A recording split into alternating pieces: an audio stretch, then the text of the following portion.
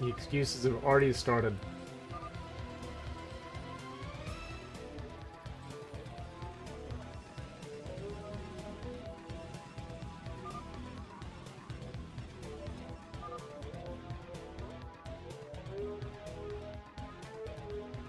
Oh, two of those are good. Ah. Are we actually boosting it? No. If we're not gonna boost it, that's fine. But don't mine it, man. Just don't mine it. Mine it last. I was gonna say, what are we talking about? I've seen him playing like every day. Alright, we're gonna get Ford, Pylon, Zealot, Harass from our boy Nomad. Moon's Love excuses are a lot worse, though. His is losing on purpose because I need the money. Although his excuses are much more thoughtful.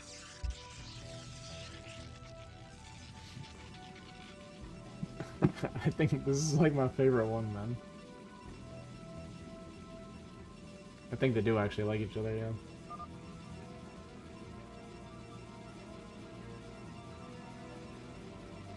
I think they are actually friends. And that says a lot.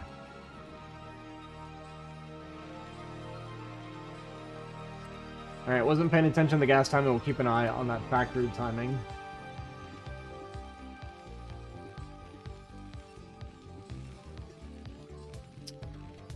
I think this was 12 gas, though. Right? Can't really tell. Looks like 12 gas. It's definitely 12 gas. Look at that probe harass coming out of Nomad. Insane.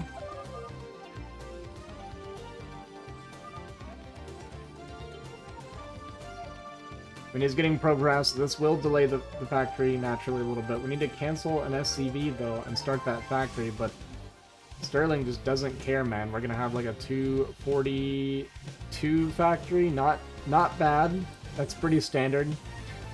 Sterling is legitimately S rank, by the way. He just doesn't care, man. He just doesn't care. So we're gonna get that Zealot harass. We are gonna get an extra depot, which is good. And we're in position to eBay block when we are ready. Nice block, actually, to keep the Zealot off of the building SCV. Probe is unfortunately going to chase down that SCV and kill it, though, but the Zealot going to be taking a fair amount of damage. You're going to go pretty low pretty quickly. So this is overall fine. We're going to kill that Probe as well, so a bit of a mistake there from Nomad. And I'd say this is good so far for Sterling. It's going to be a 3 Zealot opener, and the Vulture has started, so it's not looking great for Nomad. It's going to be Goon after 3 Zealot. I actually hate this opening for Protoss, personally. Focuses down the weak Zealot. Very nice. Vulture should be popping out pretty soon. And we can start that eBay 2 at some point. But he is going to be microing at the same time, so it's a little bit hard. We'll see if he kind of flicks down there and gets that building at some point here. Going to take a lot of damage onto our Vulture. We definitely don't want to be losing that to a Zealot. And because it's so low now, we're kind of frantically scrambling. We took a lot of damage on our units, which is actually really bad. We got that Goon coming across. But our bunker is going to finish in time.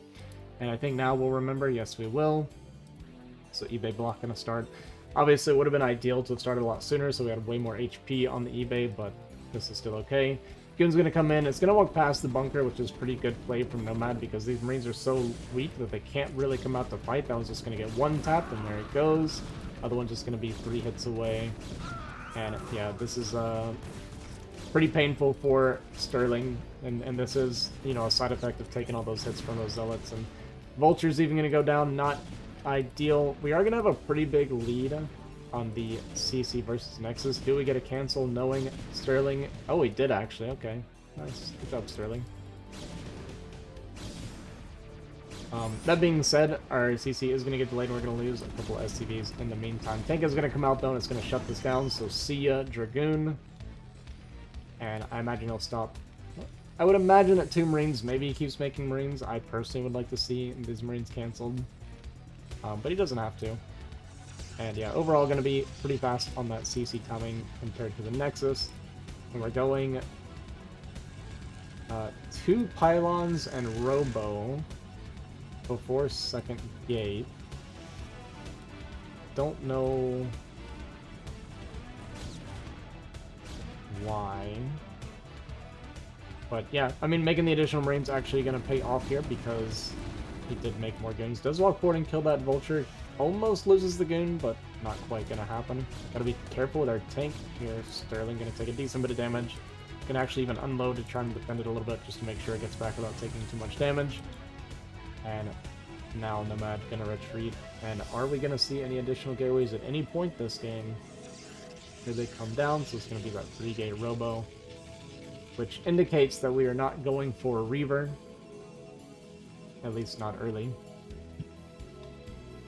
And this is a very Sterling thing to do. Unfortunately for Sterling, the stream is on, so Nomad's immediately going to run over here and cancel this. And he needs to remember that is, you know, that is what's going on here.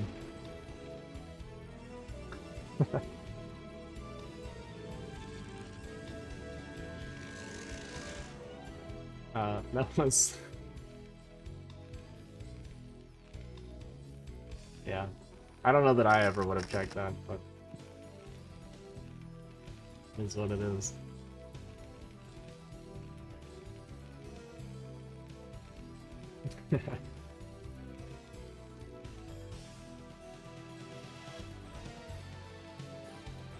Alright, so a little bit painful for Sterling having to cancel that command center. Definitely not what he wanted to be doing here. Gonna throw down the factory, armory, and academy behind that CC. Gonna delay this third just a little bit. Not quite paying attention though, so unfortunately we just let the probe go straight through, and the mine wasn't even blocking the Nexus. We did hear 1 goon go down. But yeah, that was a little bit unfortunate for Sterling that he wasn't paying attention at that moment. But gonna go and remake that 3rd base, now the additional factory. Sorry, it's an eBay coming down, so we're just gonna be doing this on 2 factory for a little while.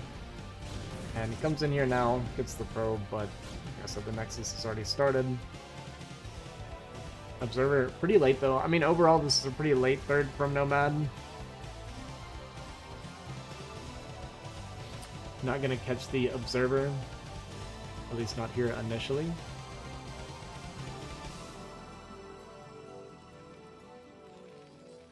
And Observer's gonna see only 2 factories and be like, hey, according to the stream, you're remaking the CC again. And sure enough, he's gonna come down here and see that. Goons moving across the map, and we have 1 tank. So it's not looking good for Sterling to defend this base. In fact, this is just not going to go well.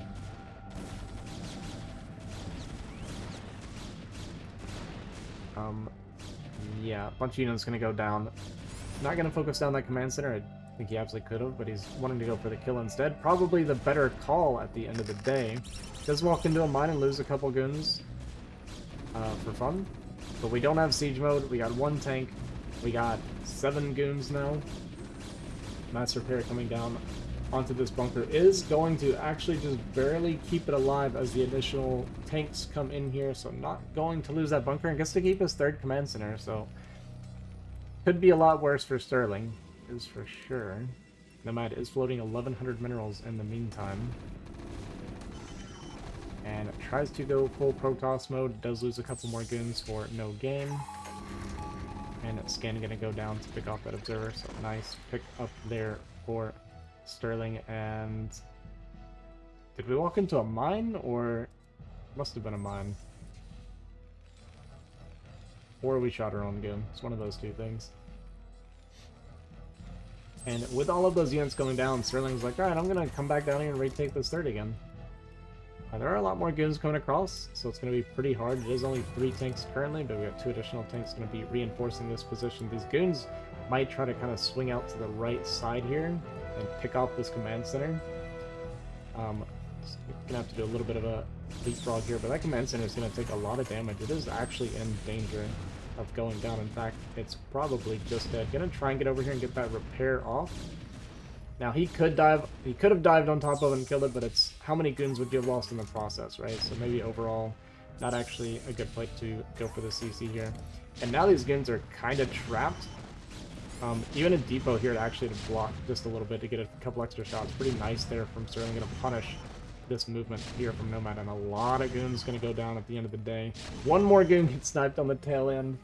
Pretty painful for Nomad. Nomad going into his classic Arbiter play from here. Probe count. Actually looking pretty good on the main. A little bit undersaturated here on the natural and third, so maybe a little bit more of a transfer. We also have like 10 idle probes currently, so kind of a combination of Nomad and Primal with the probe control, macro, production, whatever you want to call it. Management. Probe management. It's a proper word. Scan's going to come down and going to see absolutely everything. Sees the Arbiter tech. It's going to be Forge. And we are on those 5 gateways. Going to add a couple more gateways now. And we're actually loading up a big DT drop. Which, you know, we have a lot of scan energy, so it shouldn't be too bad. We have good turrets covering, you know, this part of the base. I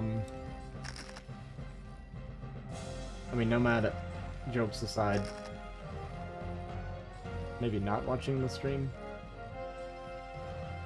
Could just be that he's really onto Sterling shenanigans, much more likely, but less entertaining to talk about. Much more fun to make random accusations with very little basis. You know what I mean? Who what? Who?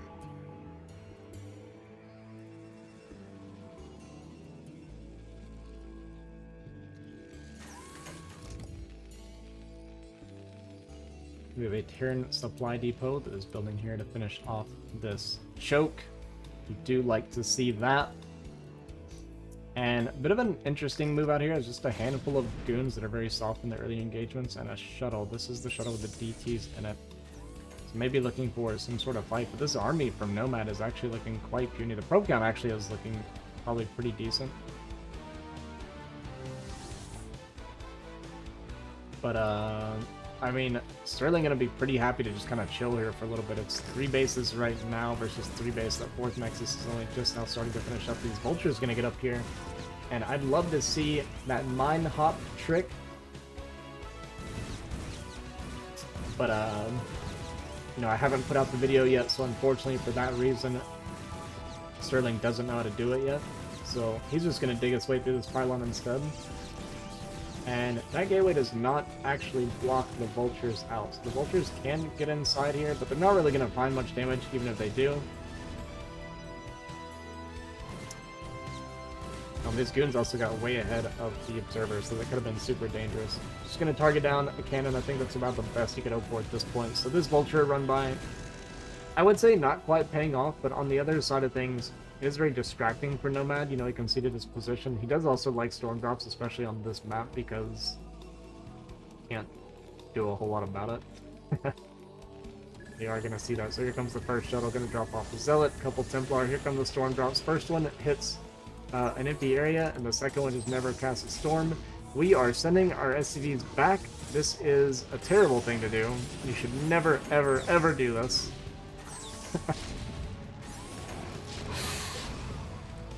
Not only did he not send off the second storm, but we saw the second Templar there. You never know if this Templar only has 1 storm. Quite often, Protoss players will kind of bait you.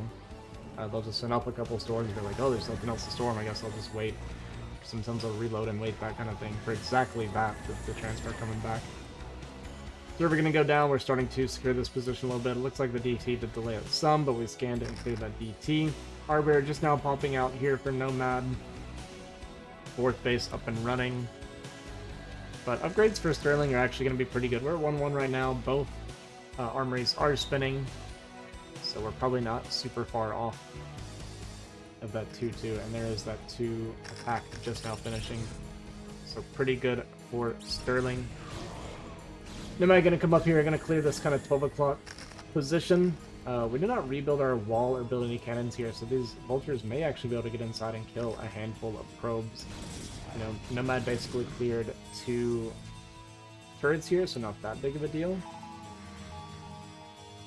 And here we scan to see if there's a base here. We don't actually realize that this is open, and you wouldn't really expect it to be open and completely undefended like it is right now. So unfortunately, Sterling going to miss out on some potential damage there. But he's just macroing pretty nice at home. We're throwing out a bunch of depots. We're a little bit supply block. Factory count is insanely high. Maybe even too high. Especially after losing a bunch of SCVs. I mean, we have 6 SCVs that are natural right now, so not great. Not great saturation for Sterling there. So even though I kind of like the opening a good bit overall for Sterling, I mean, the third base being cancelled the first time kind of annoying. It does look like our eco is not where we want it to be. This timing, this max timing from Sterling. Stay a little bit late, a little bit slow. We do have that 3-2 on the way though. And 4cc is building at the moment, so gonna be taking that 12 o'clock spawn at some point. Observer gonna go down, so that's nice. We scan, probably checking to make sure it's not carriers or something like that. I'm just confirming that it is still arbiters being made. And gonna start repositioning here to take the 12 o'clock spawn. 2-2 has finished up. Arbiter gonna come in, gonna stasis probably. I mean, there's a huge chunk here in the back, but we actually go for the Vessel and Goliath here at the front. And there's a fat stasis, bunch of tanks getting taken out of this fight. It's still a pretty decent angle for Sterling, but there's so many tanks that are currently out of the fight that it's just not gonna trade super well. And Nomad actually going to be able to push this back and clear. We are moving into mines and taking some pretty big mine hits on the tail end of this. And the position's not that bad for Sterling right now, because it's very close to his reinforcements. So if he can kind of push this back or continue trading like this, once this unfreezes, it's actually not going to be that terrible for Sterling. The issue is we've lost a ton of tanks, and it's kind of reflected in the supply at the moment. We're going to get unfreezes here soon now, and there it goes. The Arbiter is going to go down, second unfreeze is going to come out, and it is going to clear this army. Nice little double D matrix before that Vessel goes down, just getting some kind of value out of it. But Nomad going up to the 5th base behind this. Our 4th base, though, is going to be able to fly over now, and we can secure that, so that'll be pretty good for Sterling. +3 attack is going to be finishing relatively soon as well, so there's going to be that big kind of break point there for Sterling. We don't really have any recall defense set up, or at least very little. We just kind of got a random 3 mines up here.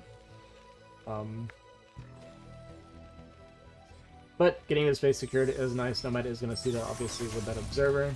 And going to come out across the map. He is up about 60 supply right now, but I think we are... Yeah, we're pretty light on stasis now. We're only going to have 1 stasis. Zealot's going to take a lot of damage preemptively. Actually, like, all these Zealots going to go down kind of for free. So that's a bit of a donation from Nomad. That'll help Sterling secure this base a little bit. A lot of units being left behind here from Nomad as well. Supply still looks really good, so his macros going really well. Is the style that he really enjoys playing, just really heavy Gateway Man plus Arbiter. It is his go-to style. And he can threaten carrier swaps. I've seen him do it plenty of times before. So just something you've always got to keep in mind in these game states is, you know, when a bunch of units go down, you kind of need to recheck. Be like, alright, when there's kind of a lull in the action, and you kill a bunch of army, you just always kind of need to check, like, make sure there's no carriers. But you see those many gateways, you just scan this every now and then. We have started that Cyber Core upgrade, an extra Stargate, so he does have that carrier transition on the mine. And here we go, a little bit of a fight happening here on the left side of this contained, or not contained, but kind of a defended area, we'll call it. Not many mines here, though, or really any mines at all. Good tank spread, at least, but the lack of mines does allow the Zealots to get through it relatively easily. And, you know, I say a good tank spread, but a lot of the tanks actually aren't firing during the fight, so even though it looks kind of nice, it's spread out in a way where you're fighting with, like, half of your army or less a lot of the time. And it looks like the plan from Nomad right now is we're just going to keep kind of slamming armies into areas a little bit. But this is kind of the moment I was talking about, right? Where it's like, okay, he just did a big attack. There's going to be a lull in the action. Let's check and see what the transition is or what he's going for, right? Like, is it continuing to just pump ground army and arbiters? Or is it going to be that carrier transition? Because this is just the game state where those carrier transitions will happen. It's like you're kind of stuck in a defensive position. The Protoss has a good bit of army and economy. And they just kind of do these like trades and stuff like that.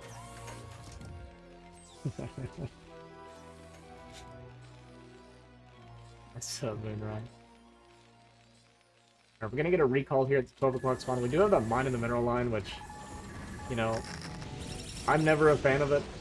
Some people do like going for it. Gonna be a couple decent mine hits, but it's not gonna be nearly enough to clear this. And this is actually not looking good for Sterling right now because he's stuck taking economic damage while we have the carrier transition happening on the other side of the map. So Sterling is in a lot of trouble. The CC actually even gonna go down. And he's just not gonna have the economy that he needs to deal with this carrier transition at this point. I mean, we might just float over a main. Yes, that's what he's going to do. I do agree with that. But it's looking pretty rough for Sterling. I mean, he's going to be on... He's basically one base mining once this lands here. Against... I guess not a whole lot of mining left for Nomad. It's going to be 2 bases as well. But... I mean, I don't know. Maybe there's a little bit of a window here if he's making a bunch of Goliath behind this, but he hasn't identified the carriers yet either. I mean, we are making a few additional Goliath. This could just be like anti-Arbiter Goliath. But, you know, these carriers haven't popped yet either, so when they do get out, they're not going to have interceptors. So there actually is a little bit of a window here where Sterling can get a bunch of damage done. He's going to go for the 6 o'clock base. There's not really a whole lot left here. But he is going to get... pretty good fight here, going to clear a lot of the army. Nomad going to go for a bit of a counterattack. I think this is a really good play to go for with this carrier transition coming in. Sterling does have enough to defend in the meantime. So he's not in a ton of danger, but the main thing is just not letting this base get delayed any longer. And our first carriers are starting to pop out, so this base, like I said, going to get killed off, but it wasn't really much mining to it. This is definitely the much more important base. And he should see, so he sees this base coming down. So if he kills this, secures this, then it's still definitely playable for Sterling. It just gets a little bit scary as his carrier count gets up. So right now we're going to be at 4, and we got another, what is that, 4 on the way. So once we get up to 8 carriers, it's pretty painful, and it's really unfortunate that we are really focused on killing this empty base instead of denying the mining that really is going to be a problem. Did secure his 12 o'clock spawn. Would like to see him possibly pivoting towards getting another base as well on the top left side of the map while doing this.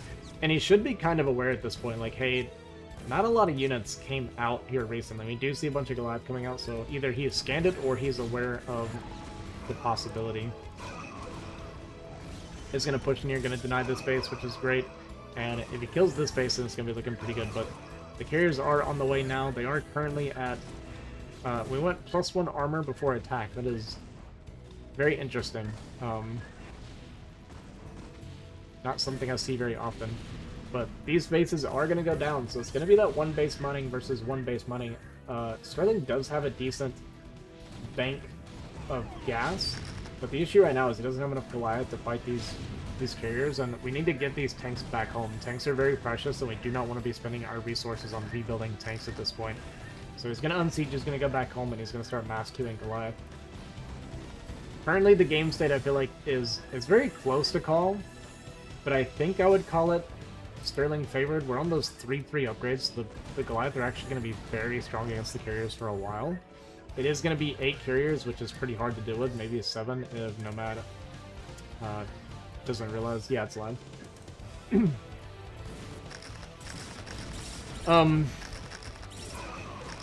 Yeah, but looks like I guess it's going to be 7 carriers because we're leaving 1 carrier behind. So it's going to be 7 carriers, but we do have a bunch of our tanks secured. We are working on that top left base. I think this is a good call. PT obviously going to be a little bit annoying. He's not really going to be aware of it because there's just so much going on. Does catch a couple probes on the transfer, but it doesn't really matter because this is relatively fully saturated at this point anyway.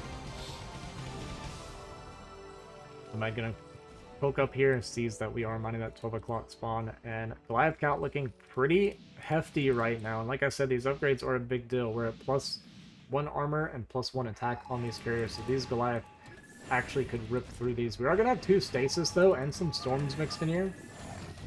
Nomad confused about how Sterling has money instead of paying attention to the fight, so gonna lose the first carrier for free and his Templar for free. And yeah, this game is looking pretty good from Sterling here. A couple carriers gonna go down. We are down to just 6 now, and yeah, I think this Goliath count is gonna be too strong. Another carrier goes down. Not the best carrier micro either. GG gonna be called. Sterling gonna take game 1 here in this best of 5. I don't even know if anything's on the line, just pride or whatever. But yeah, GG. GG. Alright, so we're gonna get Proxy Gate, typical shenanigans for Eclipse. And yeah, it seems like we opened up the map pool to basically anything they want in the history of Brood War. So why not?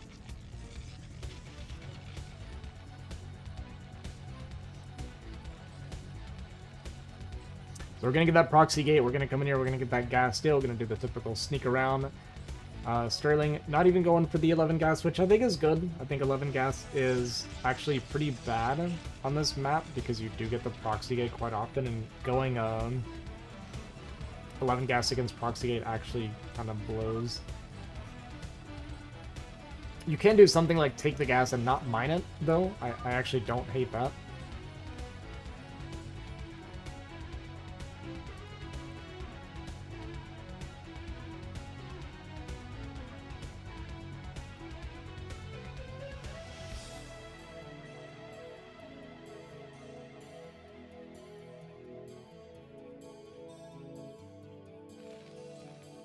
Two racks response is a very good response to the Proxy Gate.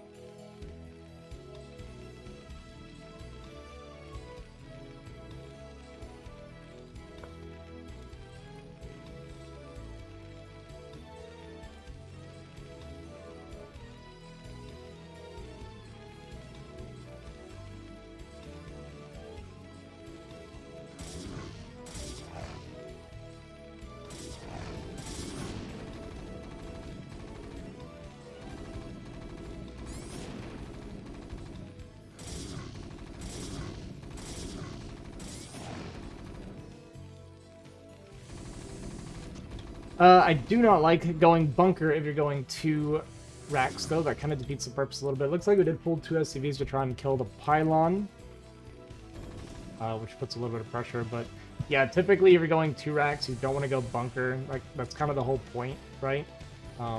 You're going 2 racks so that you can pump a lot of Marines and just fight the Zealots head on, and it kind of threatens this, right? So if you're clearing it efficiently and you're keeping a lot of your Marines alive, they can't go expansion without risking losing the expansion. When you go bunker, you're kind of delaying your own Marine production at that point, and it just defeats the entire purpose. You might as well go 1 racks bunker if you're going to do that.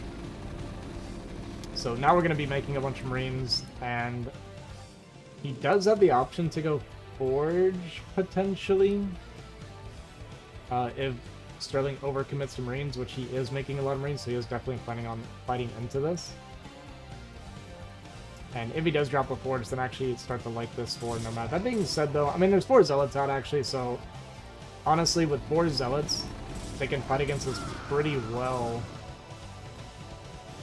Yeah, so he's not even going to need the Forge. Looks like he's going to make it anyway, but I actually think this is kind of what I mean. Like, we ate into our own Marine production a little bit, and it defeats the purpose of the 2 racks. And the Zealots are actually just going to win this fight. He did lose the pylon to the SCVs, but that's honestly fine. I don't know. I don't like the Forge at this point because you're winning the fight so hard. I wouldn't mind seeing a cancel, but at the same time, he lost his gateway, so maybe he feels kind of obligated. I do think attacking into this bunker is completely wrong. So took a lot of free damage onto his Zealots here. 1 full HP Zealot does show up, though. And this is pretty terrible for Sterling.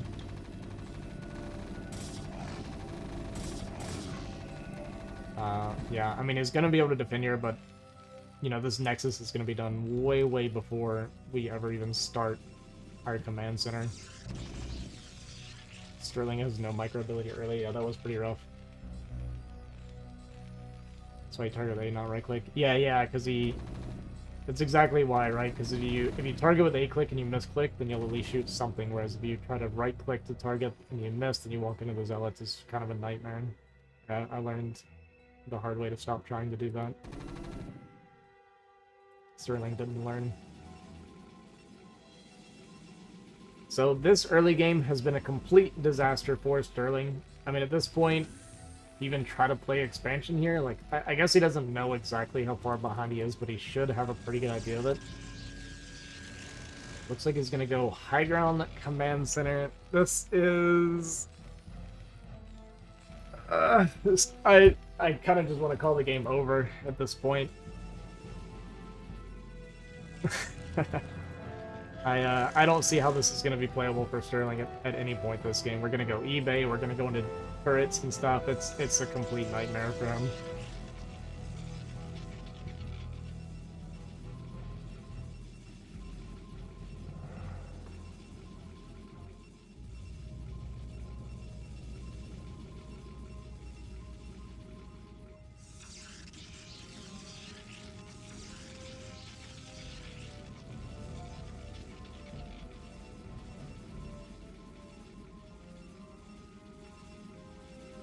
Sorry, guys.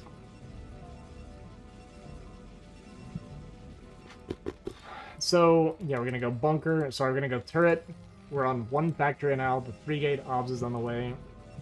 This Nexus has been mining for, what, like...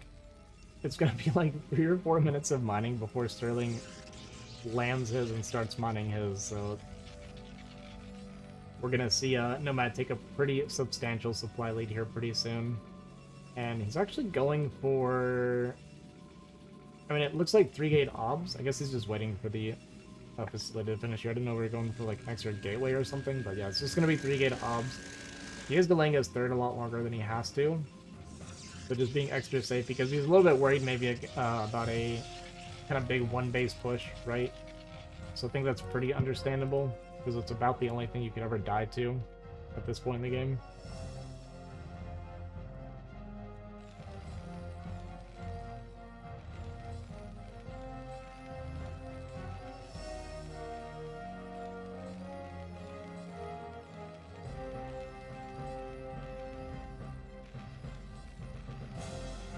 We got defensive turrets coming up. Only 4 goons out on the map right now. 3rd Nexus is on the way, though. Do have siege mode, gonna take a little bit of a pot shot there and just kind of see, but it's only 2 tanks and 5 marines right now. Still 1 factory production, right? Like,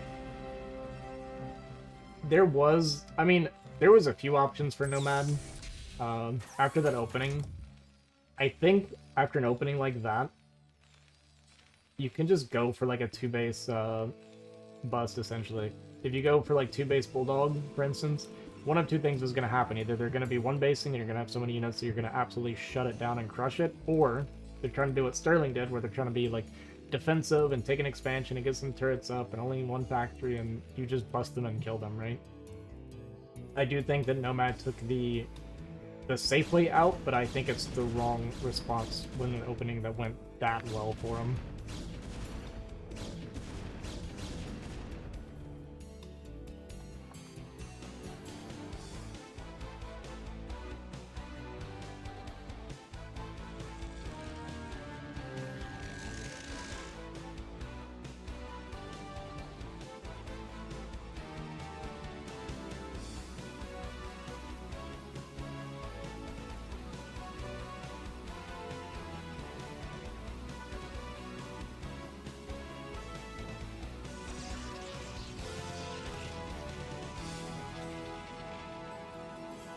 Barracks does confirm the third Nexus here mining. Looks like our pro count has actually been pretty good. Really good pro production here from Nomad.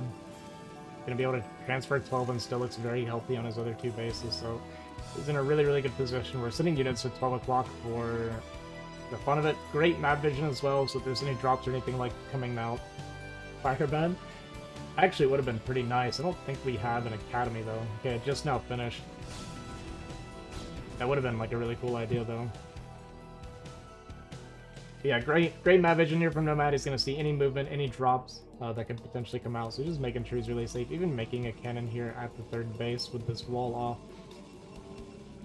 I don't hate it. I do think when your vision is this strong, you don't have to. But we're foreigners. We don't fully optimize.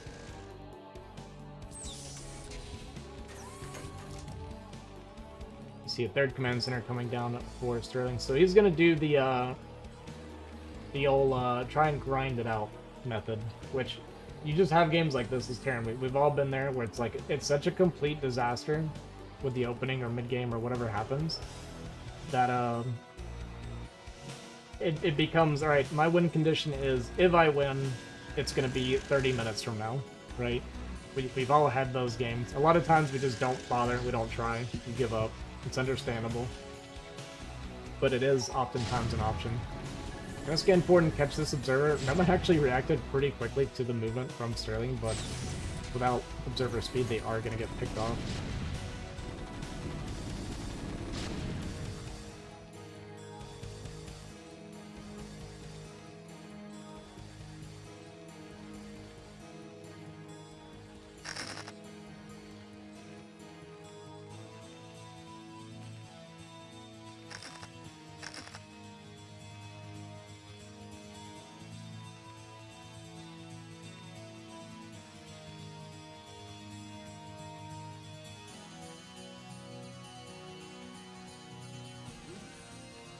Alright, going to start shifting this command center over.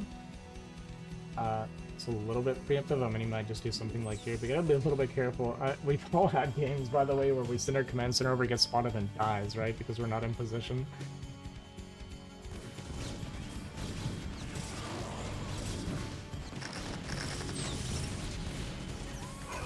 Nomad is going to try and jump on top of this army, but honestly this is a pretty small looking army from both players, but it's pretty efficient overall from Sterling. Not really targeting the goons though, so we do get a lot of splash onto our own tanks from these zealots. A lot of vultures though behind this. Would like to even bring down this extra tank because we kind of need every unit we can get. And not fully comfortable getting this CC over now, but I think he can start to shift it over that way. Kind of creeping these units forward, but a lot of Zealots and Templars going to come across the map, and I'd really like to see these Vultures get a minefield up. But Sterling, not the fastest guy on the planet, you know. Him and I both kind of share that. We're pretty slow, methodical players. Sterling, though, is a lot more, I think, efficient and better at it than I am.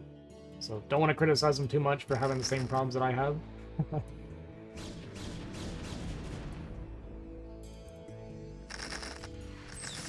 This mine is making me so uncomfortable.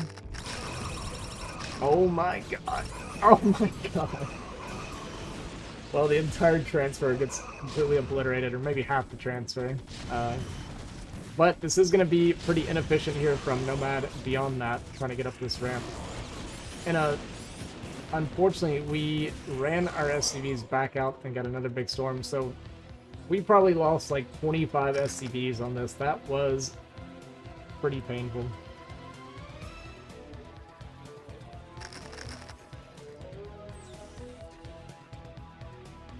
Exactly. Yeah, Protoss lost the 5-0 in the game. I mean, our SCV count's actually not completely destroyed, but it's not in good shape right now. I mean, our natural very undersaturated again. We kind of did this last game too, where we had very low saturation on our natural, which is probably why Nomad was complaining about Sterling still having money.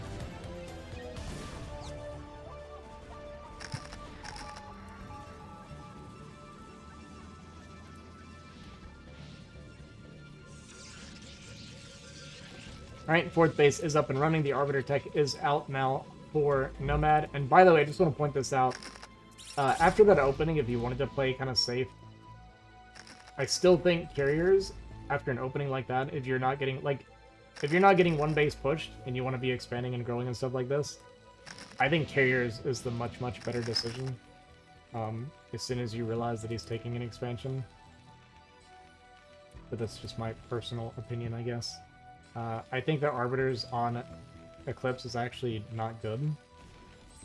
This setup is pretty insane. So this base is pretty safe from recall. Kinda. I really hate... So, I don't like doing mines in the mineral line. I get it because a lot of times that's where Protoss is going to recall. But I just prefer to try to get your turrets up so that they can't make it to the mineral line because, yes, you'll clear the army, but you'll lose your entire mineral line this way. Like, guaranteed. So I'm not the biggest fan. The only way I would like this is if you instantly transfer. So the recall's coming in and you instant transfer your SCVs so they're out of the mineral line, then I guess that's fine.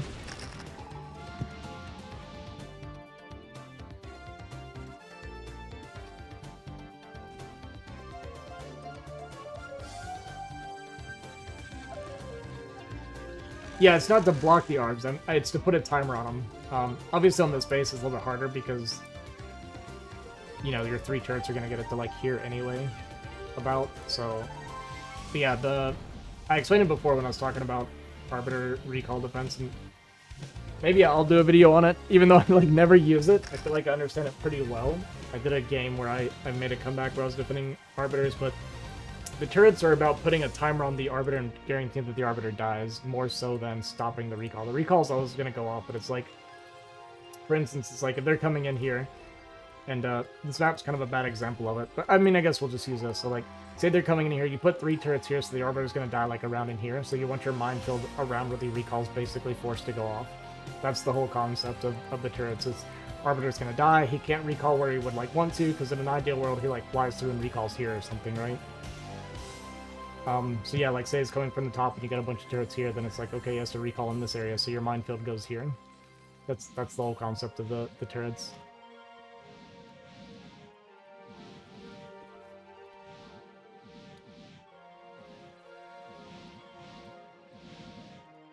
Part of the reason I haven't done a video on that is because I think Wolfix would be better at stuff like that than me.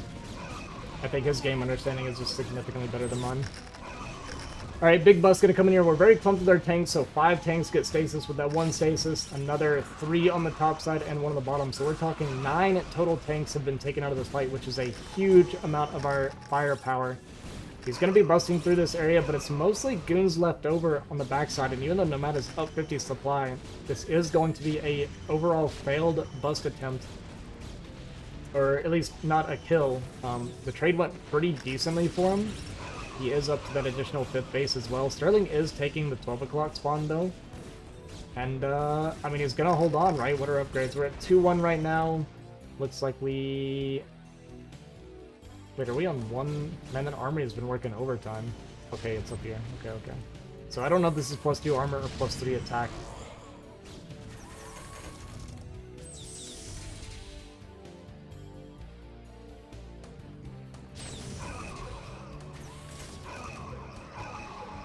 But good defense here from Sterling. Like I said, we secured a base in the meantime, so Sterling is starting to make that comeback, guys, that we were kind of talking about. It's where you just play a really slow, grindy game and basically hope that Protoss kind of suicides in your army. I think pushing out like this is wild. This siege mode is also terrible, I feel like, from Sterling. This is kind of a throw. We're going to lose a lot of tanks for very, very little in return. I hated everything about how Sterling just did that. So, I get the concept of you cleared a Protoss army, so counter-pushing, that's fine. You typically do it depending on how well the fight goes. To me, I feel like that fight we lost a little bit too much. If it loses this many tanks, then I'm not comfortable doing it, but Sterling want to go for it, and that's completely fine, but the way you gotta push is not like that. You don't just walk into the Zealots and then siege mode, right? You still have to kind of do your, what's the word? I don't know. You gotta do it correctly. dot your I's and cross your T's, you know? Scan forward, run forward with the Vulture, something like that. Get a heads up on the army, pre-siege or don't siege if it's like, you know, 12 Zealots and 1 Goon. And they're already on top of you like that, so... That being said, we all make mistakes. I think that pushing TVP is actually the hardest part of this matchup. I think a lot of Terrans feel that way.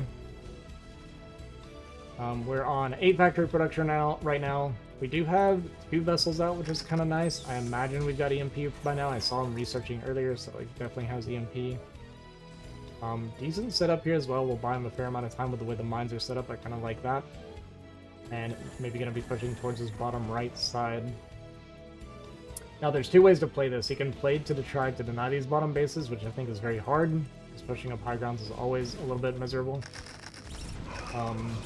Or we can just play to take top left and continue grinding it out like that. Decent EMP here does actually hit the Arbiter and a bunch of the units as well, but it was after the stasis goes off, so another bunch of tanks do get stasis. This fight looking a lot better for Sterling than the previous fights as well. This Arbiter going to go down, and these tanks easily going to clean this up. And guys, I think Sterling is really doing it. We have finished that +3 attack on our mech, and he has taken these fights better and better. Nomad supply still looks pretty good, so still very hard to push into him. He has a good gateway count. We got that double Arbiter producing. But there is no transition outside of Arbiters on the way here. And Sterling can just kind of keep trading like this, and it's going to be good.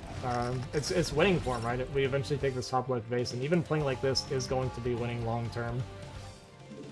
Nomad about to be mined out on that 3rd base, but he is going to still be on 3 base mining, which is very strong for Protoss.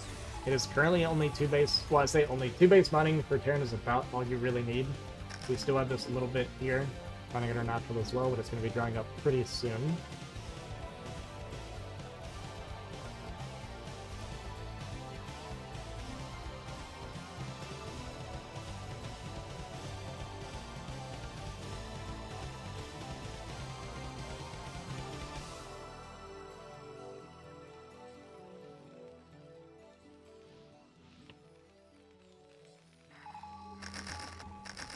When you scan here and you see the Protoss does not have top left, you're actually pretty happy. We're going to come in with this Arbor and get a preemptive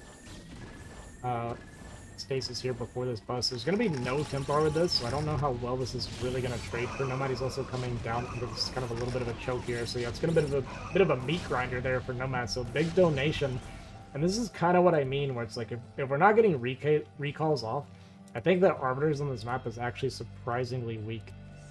This is very much so a good carrier map.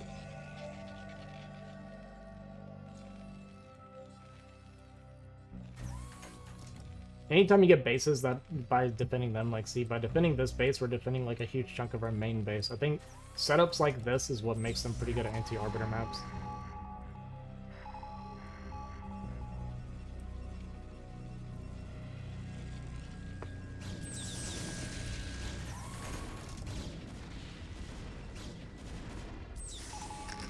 Why am I not surprised Nomad is getting blasted?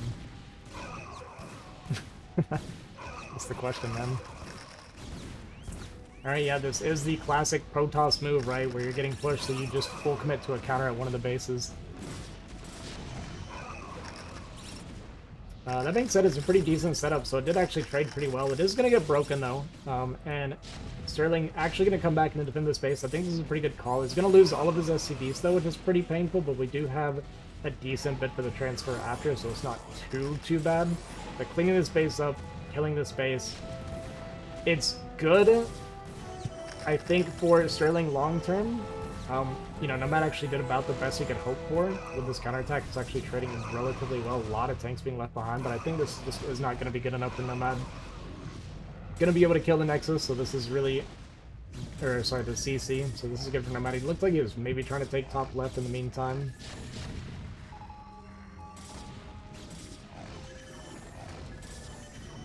Yeah, that's what I was saying earlier. I think that you don't even have to take these bases necessarily. Just take this base and you actually win. It's kind of the safer, more secure way of playing. The main thing is just, you know, scanning for carriers. If there's no carrier swap, you just keep defending the Arbiters, and eventually you just win the game. I mean, killing this base is nice and all for slowing down Protoss, but if you're trading inefficiently, I think it doesn't really matter at the end of the day.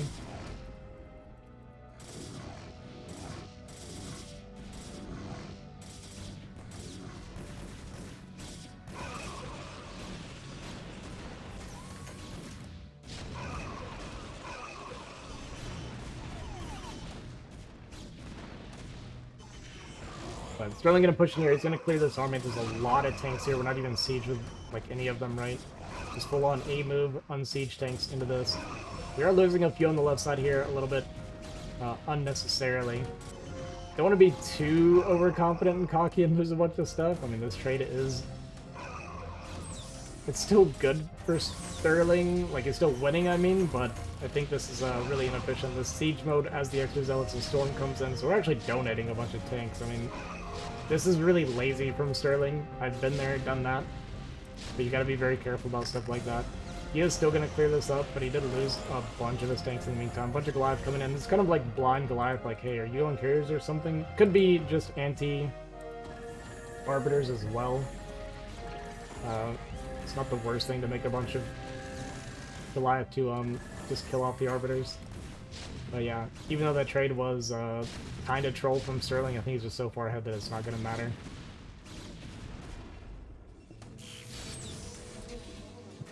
Fun thing you can do as well on this map, once you're, secured on this side here, you can actually just get your tanks tucked down here. As long as there's not like storms and stuff on the high ground, right? You can tuck tanks down here and it actually kills this Nexus from there.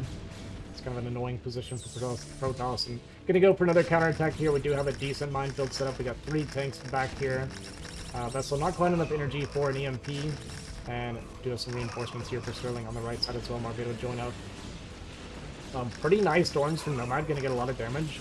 We'll see if he wants to storm the mineral line again, and he does. The whole mineral line is absolutely gonna get wiped out again. Nomad actually up 40 supply right now, so... And he's breaking through this position. I'm afraid Sterling may have trolled a little bit too much with a lot of these losses. He's still mining this base. He's got a little bit of mining left here. I think that it's still fine for Sterling, though, at the end of the day. We got a lot of tanks still to defend. Nomad is running out of steam, but this is a pretty decent-sized army at this point. But you gotta remember, Sterling just lost, like, 50 SCVs. So even though the supply maybe looks decent for Nomad, that is a ton of army supply for Sterling. He's gonna deny these 2 bases, but he's gonna be running out of steam himself. I mean, he's about to be on no mining whatsoever right now. Nomad, though, not doing a whole lot better himself. This arbiter gonna go down there on the bottom side, gonna re-break into this position. And, I mean, Nomad might actually just play to secure the top left spawn here and kind of hold this position. I think that's the best he can do. I do think attacking into this is really troll, because there's really nothing here to be going for anymore. Yeah, this is definitely a mistake from Nomad to be pushing up here. And yeah, with his base going down, neither player really gonna be mining here.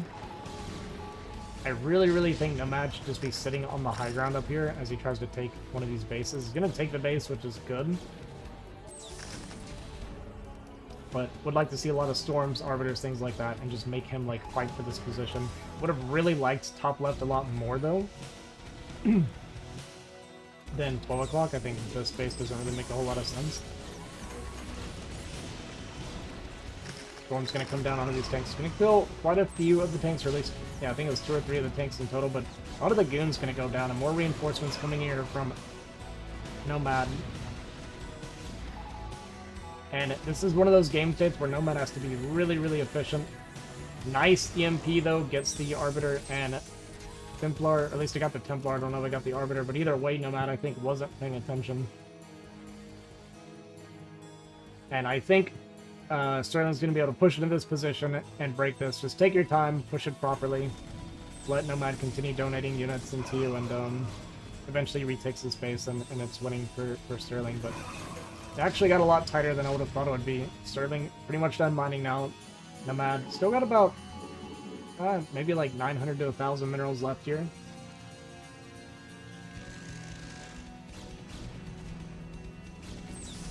And I think we have, okay, we got 1 storm only.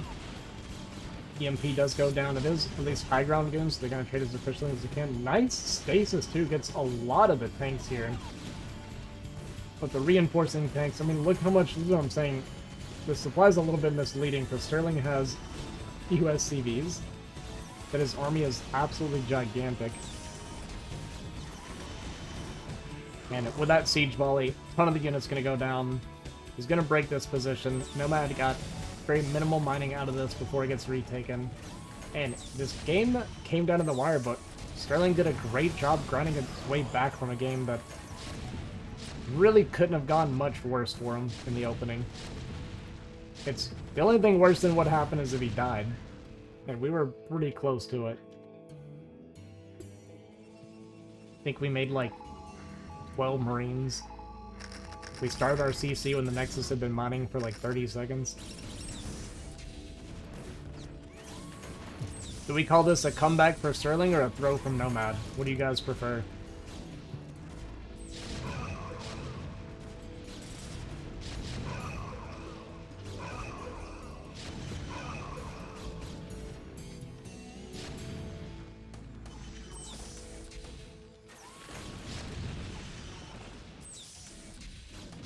NLP is all I see from this game. True, man. So true. Alright, last few dredges of army here coming in from Nomad.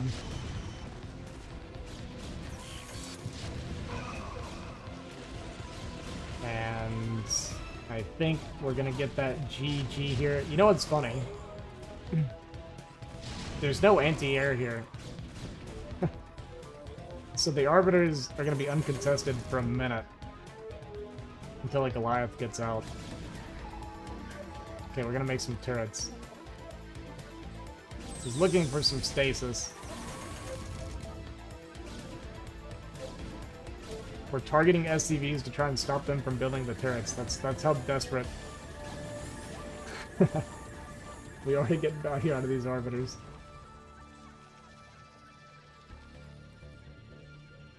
And the long distance mining up top left has begun. How do we have no... Where did all our... I guess all of our probes are on the bottom side of the map.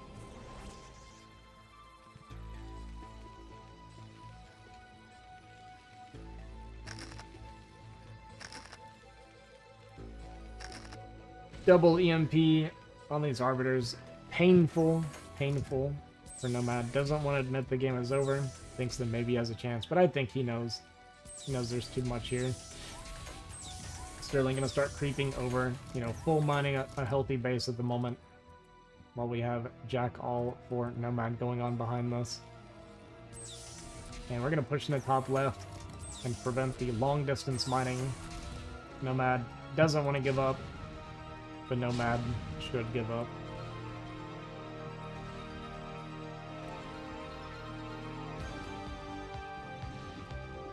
Gonna clear a bottom side here and start mining this. I think it makes more sense to go for this base if you're going to do this, because I've already mined most of this base out anyway. But we're going to go for the least amount of money available on the map right now.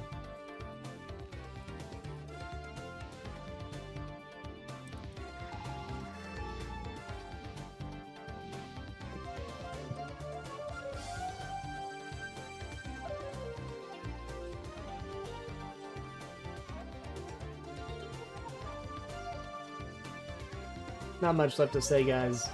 Nomad's dead. Preserve my voice. I don't even know why I'm casting today. It's actually a pretty terrible idea.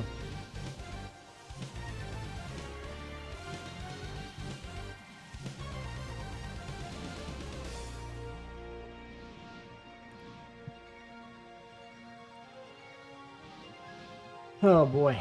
Oh boy, oh boy.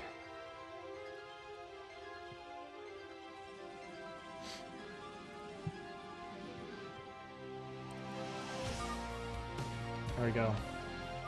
Finally accepted it. He didn't want to, but he had to. GG is called. Sterling gonna go up 2-0 in this series. And Nomad can't seem to find that win. I mean, that opening was the best case scenario, pretty much.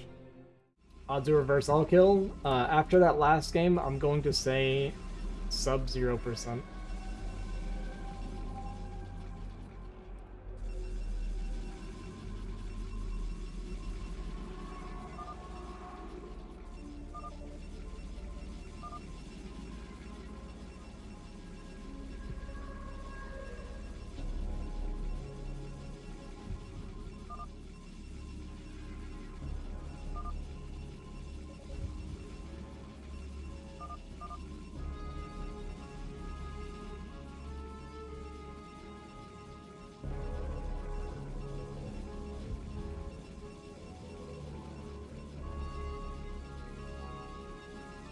play macro-management style. Let's see, you're a lot harder to play on stream. Min was right, yes, because I try so much harder, I don't want to embarrass myself. Must be. What's this about? This is about, I don't know. This is about playing each other, man. Nomad was, running his mouth in the Discord, and Sterling said, you know what, that's enough. Let's shut this guy down, shut this guy up. And he is doing exactly that.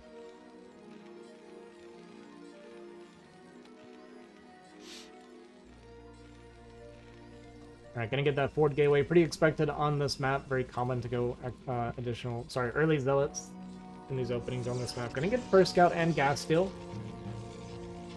Now, you gotta be a little bit careful with Nomad. So, when he starts accusing other people of cheating, that oftentimes indicates that it might be time for him to start cheating.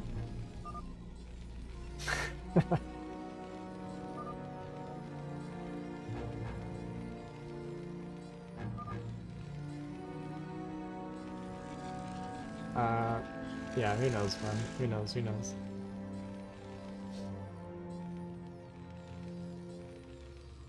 Probe does take a lot of SCV damage, though, so it's not going to be able to harass with it very often, or for much longer. It is one tap away from dead here, so going to run around a little bit and try to regain some shield before maybe it starts to harass a little bit more. Zealot should be on the way. We did go single pylon, actually, so we need another pylon. Nomad trying to micro, and it's only going to be a single Zealot. He was kind of going for the multiple Zealot opener, but he completely screwed up, forgot his pylon.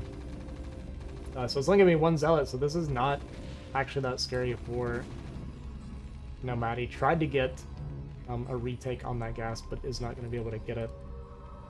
Get that forward bunker coming down for Sterling.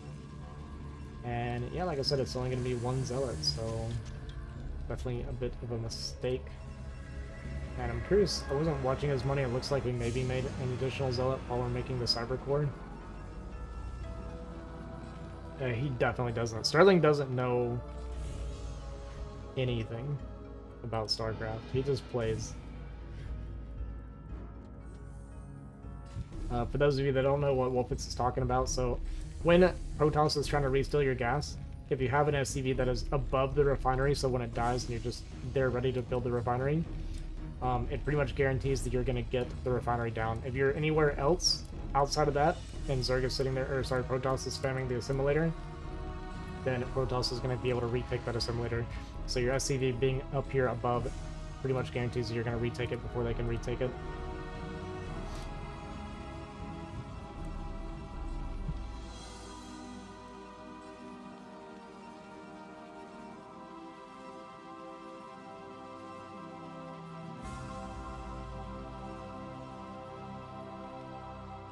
CC coming down way before the Nexus is going to be able to for Nomad. Let me turn my AC on. It is getting hot here.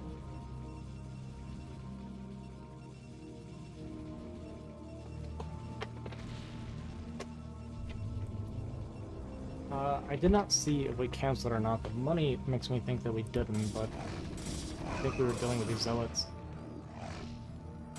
And this is a pretty classic play as well, make 3 Zealots to try to walk by, but it looks like we got a great drill on top of these Zealots. They're going to bug out like crazy. We only delayed the factory slightly with this, and these Marines are, these Zealots are so softened up that not going to be able to fight these Marines. Going to come back and kill 1 SCV extra, so I think we killed maybe 2 in total. Not great for Nomad. Not looking good for Nomad in this game.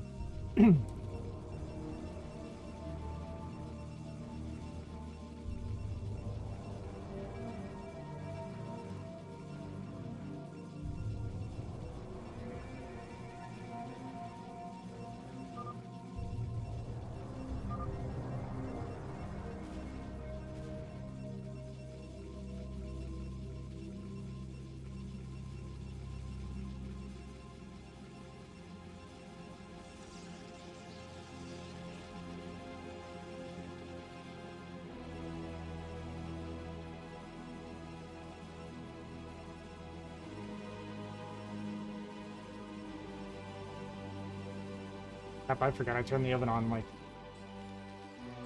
an hour and a half ago.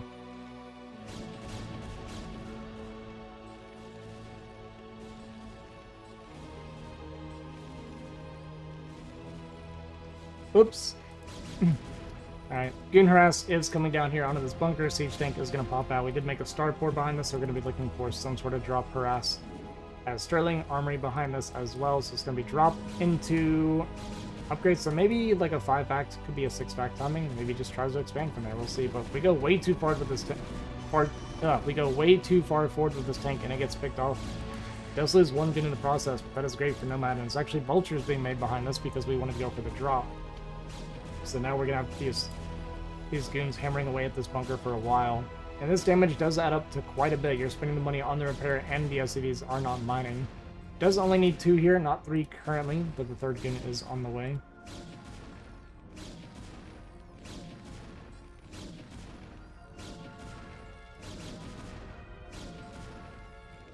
And yeah, this sucks because we have to remake that tank now before we can go back into vultures. So we're only going to have like 2 vultures when this dropship gets out. And gonna be that Reaver finally from Nomad, our first Reaver of the series.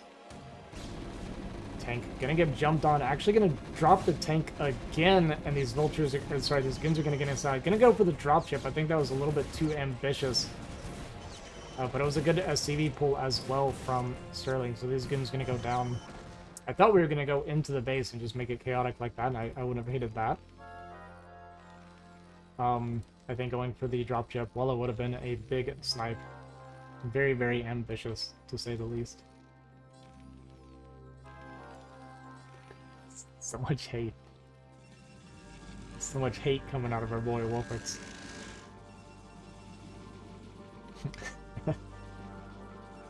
Alright, Reaver gonna pop out. Gonna load up those Scarabs. And load this Reaver up into the dropship. Shuttle rather, and we have no eBay or anything like that currently, so there is actually a lot of potential for this Reaver. Gonna load up a goon as well.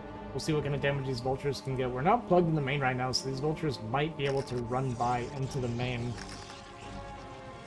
At least I don't think that's a full wallet.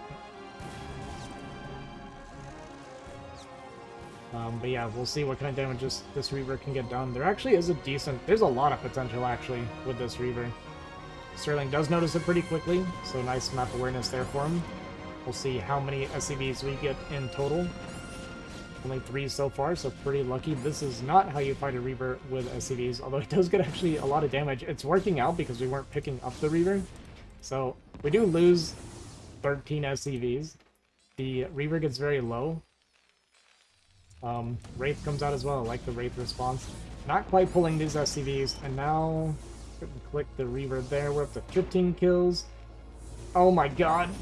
Looks like another 4 or 5 went down. GG just gonna go ahead and be called Nomad. Gonna get his pity win. And take the series to game 4. So we are playing on Destination. I don't really remember this map. Maybe I've never seen this map before even. I don't think I wasn't playing. Oh! I do remember this map from so long ago. Oh my god, this is bringing back memories. Man, I was so bad back then though, I had no idea what was going on.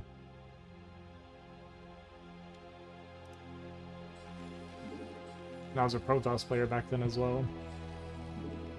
Well, I was a Protoss player until around 2010, yeah. I, like, very, very vaguely remember this map. Or not vaguely, like, it's like, bringing back a lot of memories right now. Very, nostalgic feeling, actually, seeing this map. Also, what's up, ranged?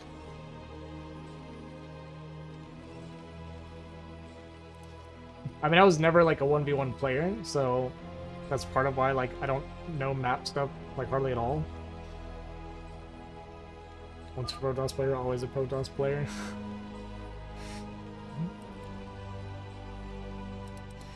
I don't know, man. I don't know. Alright, so we're gonna get that forward gate from Nomad. He was not able to get in and steal the gas like he would have wanted.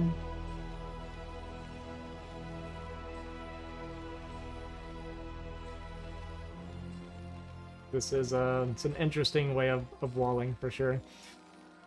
blocks out the probe this way. Kind of cool. But we're gonna get a full wall. The Marine's gonna come out on the inside, so this forward gate Zealot is going to do absolutely nothing.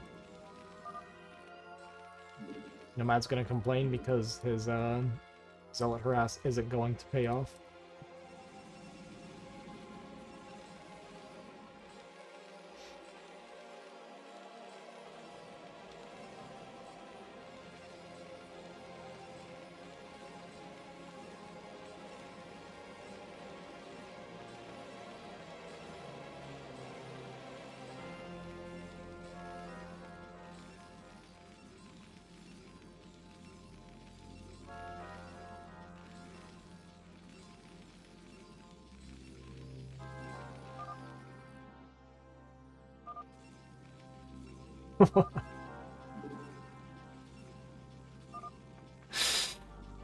Dude, Nomad's so retarded, man. It's crazy.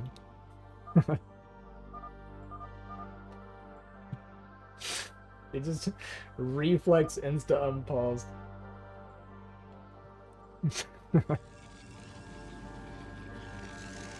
Oh. Dude, he did that so fast. He does that every time, and you know it, man. That's a ladder reflex that he just did right there. There's no way. Also, what do you do against Zerg on this map as Protoss? Like, how do you even? Like,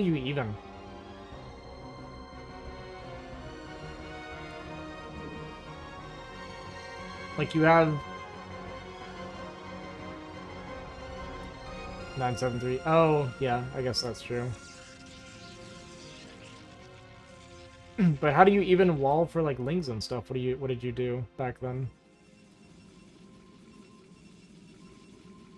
Some walls designed for this map.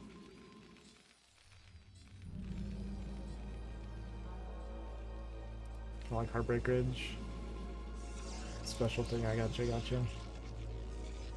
It'd be so interesting to see, I know, well, the third, I guess, is... I guess you take this third... But that... I don't know. I mean, if you get this secured like this is like a super strong base once you get it, right? Like, this is really hard to break. But taking this, you have a crappy mineral only with a high ground outside of it.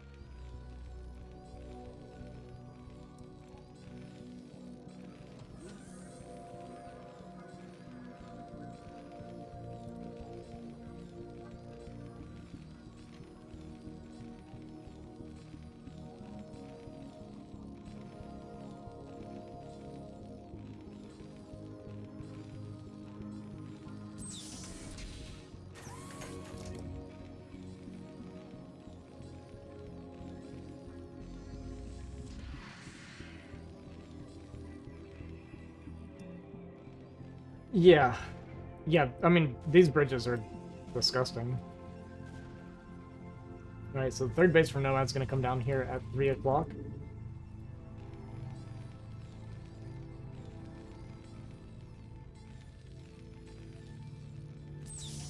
And, yeah. You know what? Looking at this, it really does make me kind of want to do, a tournament of, like, some old school maps or something. Would be kind of fun. Could be kind of cool. So armory on the way. We got that spinning for that +1. So this could be maybe just a standard 5-fact or 6-fact here. I mean, on this map, it could be super strong. Like we're saying, if we get them pushed back into the natural, like this is completely unbreakable, right? And it's not like there's going to be any other gateways anywhere else out on the map.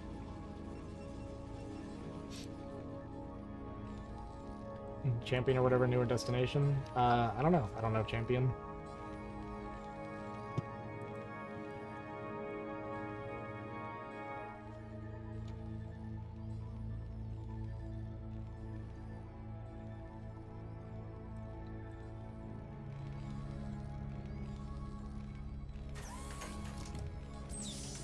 Right, so extra factory starting to come down. And eBay is finished as well. So we went one fact eBay, pretty standard eBay armory, so the extra factory is going to come down. So I expect this is going to be a 5 fact. We'll keep an eye on that though if he wants to go up to 6. Next 2 factories should be coming down, but nope, it's going to be Starport. So could be drop plate, could just be going into kind of a upgrade-ish style. Nomad on the other side of things, looks like we're just...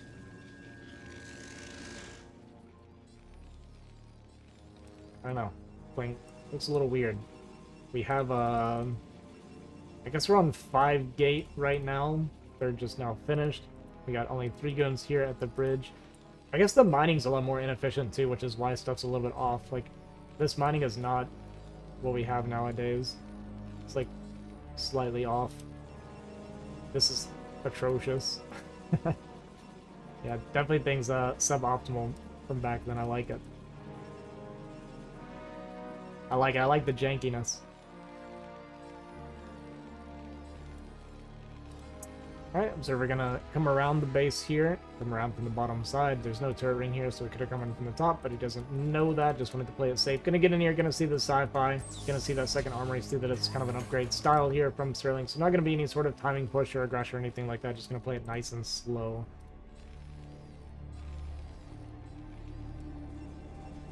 Meanwhile, Nomad just kind of making units at this point. Not really teching any further beyond Citadel. There's no Forge as well. Forge is just now starting here at the 3rd base. And I think Nomad's plan is to fight him at the bridge. That's what it looks like to me. You do kind of have this high ground here if you wanted. It's kind of funny, like you could have the tanks up here to try and help fight across the bridge.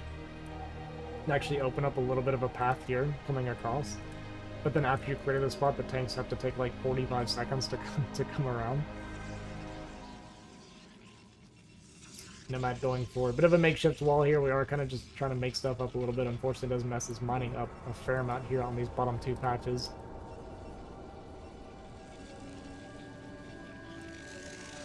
And Stargate Archives on the way, so we're going to be working towards the classic Arbiter style here from Nomad. His personal favorite. And we're just kind of walling off this side of the bridge, so we're going to be open. We have 1 lane to come down now doing this. I don't know that I'm the biggest fan. I still would like to, like, when you're trying to bust out, at least have this to get some tanks on, instead of trying to cram everything through just this 1 alley, but Sterling feels differently. And he is allowed to feel differently. Gonna kill off this Observer. Extra factors coming down, so now we're going up to that 5 pack. 3rd CC, about halfway down, a little bit more. 4th baseline just now finishing up here for Nomad in the next 20 seconds or so. We're gonna scan around, we're gonna see those Arbiters.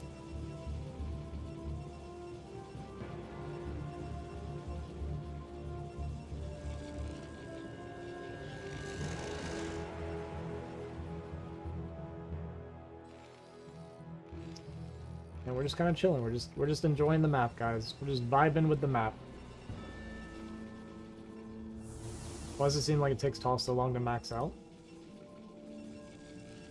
Well, there should be an explosion relatively soon, but yeah, 12 to 13 minutes is kind of your standard max timing. But you gotta remember too that the map is very poorly optimized for mining as well, so it's gonna slow things down by quite a bit.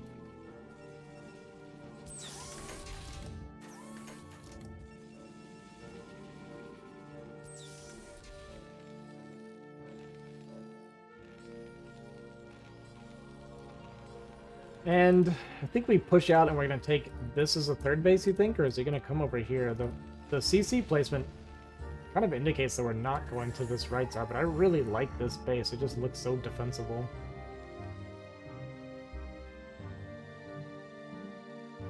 Yeah, well that's because when Zerg Max is out there, terrifying.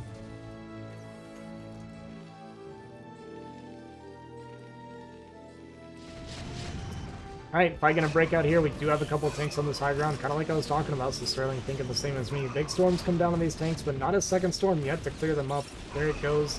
Tank's gonna fall here, and Nomad getting a really nice fight here across this bridge. This is the fear of coming out here as Protoss, or as Terran. +2 just now finished at the tail end of this fight as well for Sterling.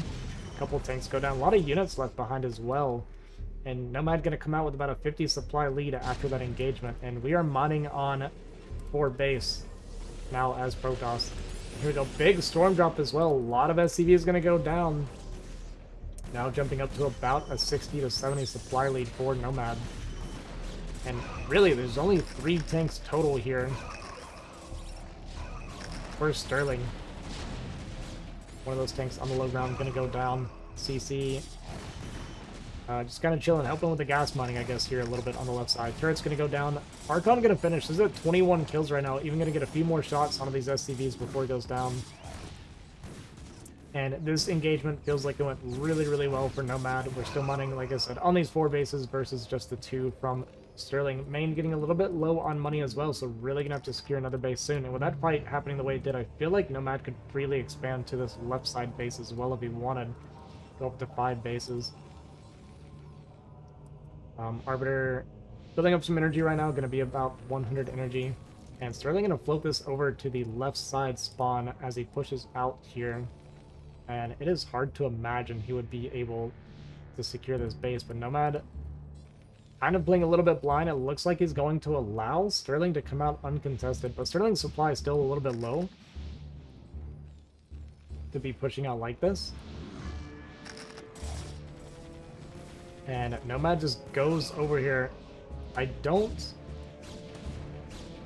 mean, he knew the command center was there, so I think he's just double checking for it. Couple storms going to come down here, going to get a lot of damage onto these vultures and soften them up. They still have one more storm goes down. A lot of the vultures go down. I love storming the vultures in situations like this. Vessel goes down. A bunch of exposed tanks now going to be jumped on top of. And another great fight coming out here for Nomad. Going to push this siege line all the way back into Sterling's main again. GG going to be called. Nomad going to tie the series up 2-2. And we have called for Outsider as the final map. I don't even know what map this is. So give me a second. We're going to find it. Alright guys, we are on the final game of the series. Nomad actually working towards that reverse sweep. Alright, so we have Outsider. What am I looking at here? So we got a ramp coming down here to the natural, a ramp coming down here to this.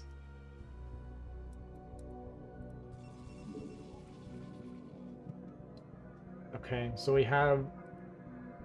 It's so odd. So you can't build a... You can't even build... right? You can't build here. This is too close.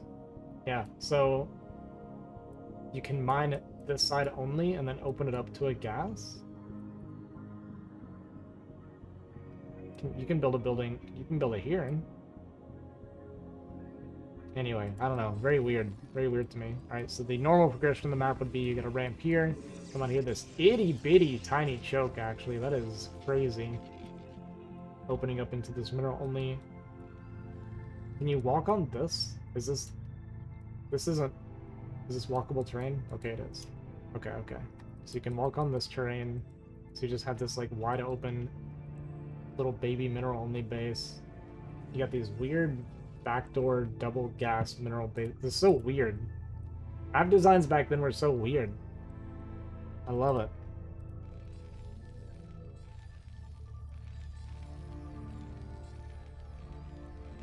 Okay. Cool. Cool, cool. Alright, so gonna be another full wall here for Sterling. Looks like you can barracks depot full wall here as well.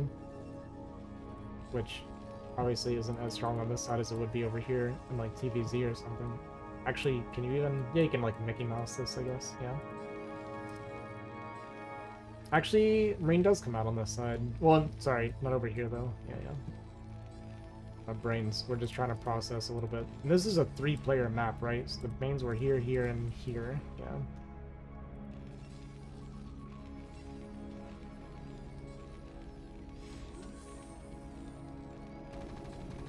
Alright, probably gonna get inside.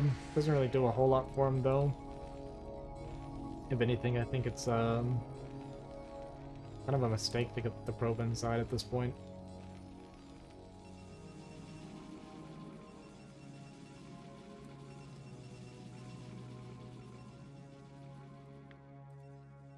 And is he going to proxy something back here? Thinking that Nomad doesn't know better, but he does go looking for... Oh, we're trying to hop over. Okay, so we're going to get that hop. And Nomad actually went looking for the SCV and lost it, so we're going to build a starport over here. Is that the game plan? Yeah, it looks like it might just be a starport back here.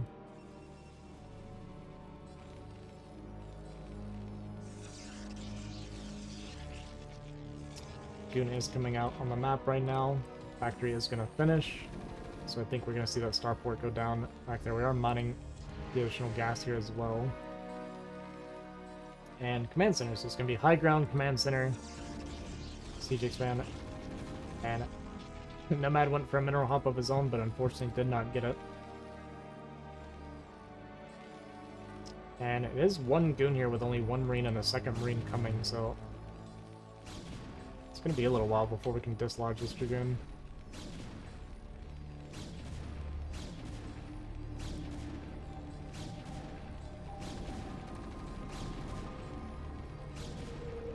But shouldn't really take any damage. Might have to do like a minimal amount of repairing or something, but not that big of a deal.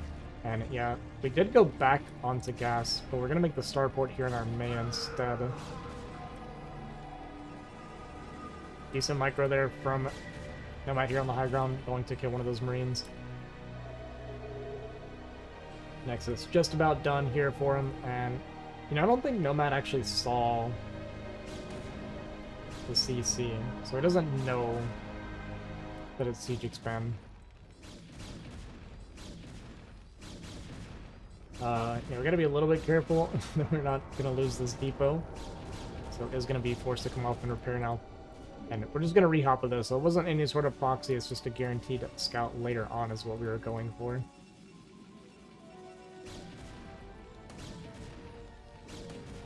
And Nomad continuing to kind of jump back and forth here with these goons, finding decent damage overall. This goon is going to go down, though, so a little bit aggressive. Does get one SCV for his troubles, but probably not worth it. And we get a full scout here from Sterling. Going to see that the robo is done. Second gateway on the way. So he knows exactly what he's dealing with. And with that thing, or that goon going down, the other one being softened up a bit, going to go ahead and move forward with our good old siege expand. And eBay on the way, so this is going to be for any potential revert play at this point, because he kind of confirmed that there is no DT play or anything like that. At least no rushing. No rushing of DT.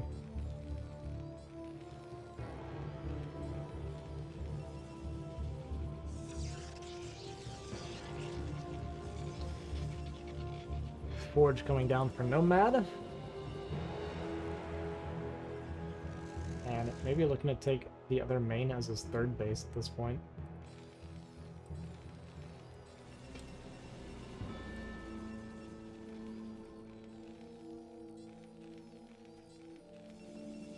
Gonna be drop play coming out for Sterling.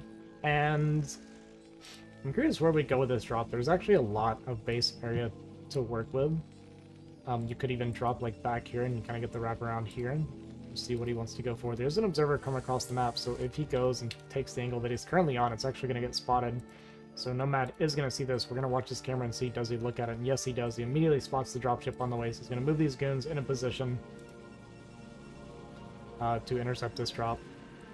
So not looking great for Sterling. You're definitely looking to get some sort of damage done. He is going to do the drop here on this side, but like I said, it did get spotted, so we did unfortunately fail to block our ramps. So they're going to get in and actually find a little bit of damage still, maybe just 3 or 4 probes in total.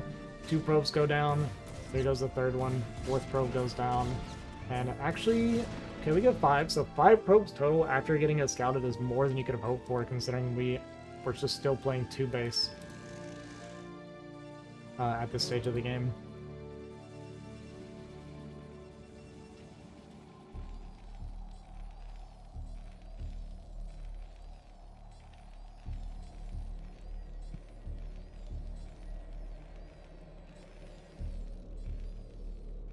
Good old Wraith opener. I like going Wraith if you think they're going to go Reaver. That being said, it's not going to be Reaver for Nomad, but definitely a fan of it. You know, we did lose the last game, not the last game, the game before, to Reaver. And unfortunately for Sterling, this observer just gets to see everything. I don't know if Nomad realized the move out this time, though. But he's just set up very defensively with his units, even getting cannons in the mineral lines at this point. So very, very defensive posture for Nomad.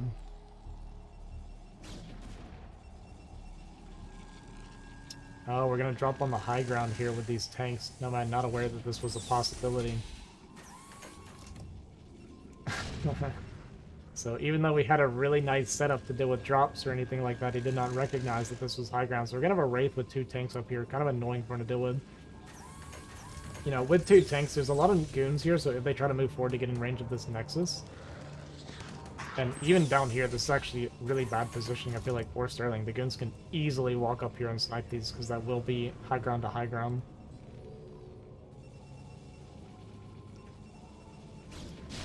And I think Nomad does recognize that, so he's going to move forward, even bring a couple probes forward for it. Going to get one of the tanks picked off. Second one is going to manage to kind of scuttle back here, but I think the goons can get in range. Yeah, they can if you're... Kind of have to be a little bit picky with them, but the shuttle's going to come out, so he's going to load up a couple units and drop them on top of it and deal with this. So no damage really taken here. And a second barracks coming down for Sterling. I mean, this is typical Sterling, like, weirdness going on.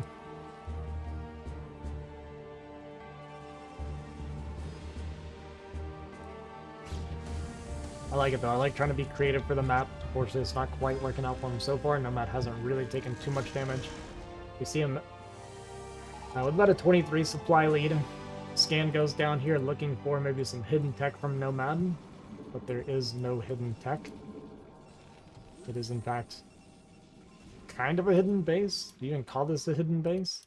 There's really not many other bases to be taking. I mean, you can take this crappy little mineral base. But tank's gonna get dropped out here. They're gonna kill 1 Dragoon for 2 tanks and a dropship. So we're going to call that a bad trade for Sterling.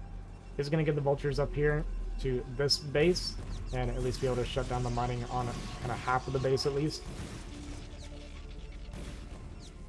And do we have... The observer is going to be coming this way. Nomad just going to walk across the middle of the map, pretty much pray to God that there were no mines in the way, and luckily for him there is not. And we have this base now mining for Sterling.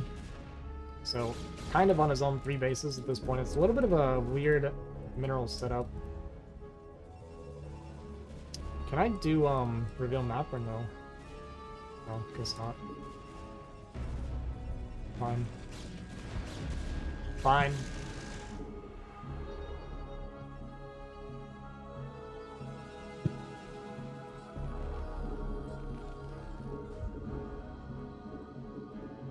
Yeah, these are all pretty much right at half. I don't know why it's 749 instead of 748. And Sterling pops an SCV over here. We'll see what he wants to do. Maybe just trying to get something going. Okay, we're going to get a hit. Oh, you can build a CC here, but you can't on... There's no way you can here. But you can fit one here. So this is kind of a pretty creative hidden base here. And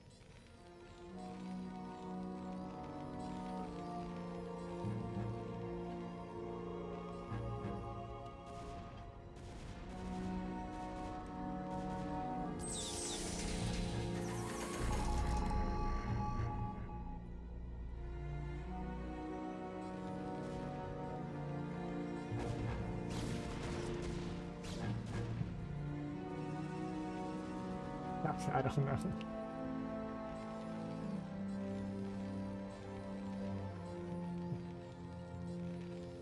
Alright, well, Sterling taking a bunch of expansions here, but these shuttles are going to be dropped off here onto this base here and kind of deny these.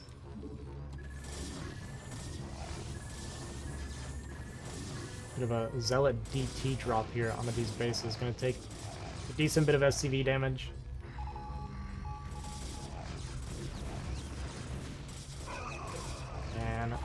Units kind of funneling in here for Sterling trying to dislodge this attack, but actually going to be trading pretty well are these few units from Nomad. I'm going to kill off another one of these tanks here. A few SCVs went down, and going to need another scan as we are out of range of that turret, although it may chase us back into it.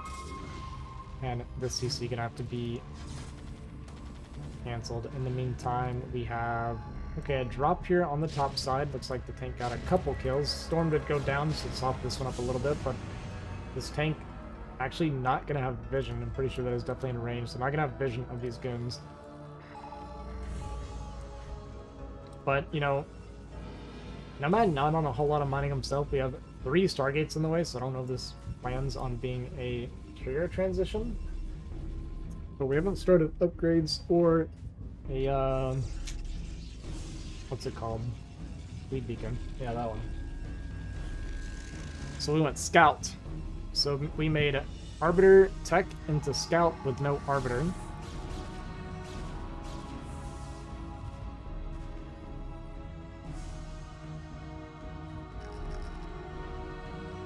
These probes are going to get intercepted by these vultures, so that's a nice little pick there for Nomad because, you know, his economy is not super strong right now. Whereas Sterling actually looking pretty strong economically. Well, kinda. I mean, the space will mine out very quickly, so it's hard to say. Nomad has access to the better mineral patches. Scout is going to put a timer on this drop ship, so that's kind of nice from Nomad if nothing else, but a bunch more probes are going to go down. Supply actually looks pretty good for our Terran player at the moment. A lot of probes going to go down. Unfortunately, these tanks were not in range of the probes, so can't get that big splash during that transfer. But they do at least 5 times to these vultures to target down a couple. That being said, they get stuck on this cannon.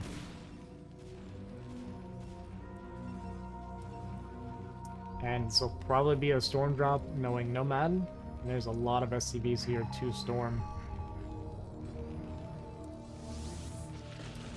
Yeah, outside of range of the tank as well, so 9 SCVs, or maybe it was 8. I think we had 1 kill already on that Templar. But we have 3 carriers on the way. We do have a few Goliath here. We did hear a scan go down. I didn't check to see where that scan was. Seems like he might be aware of the carrier transition, though.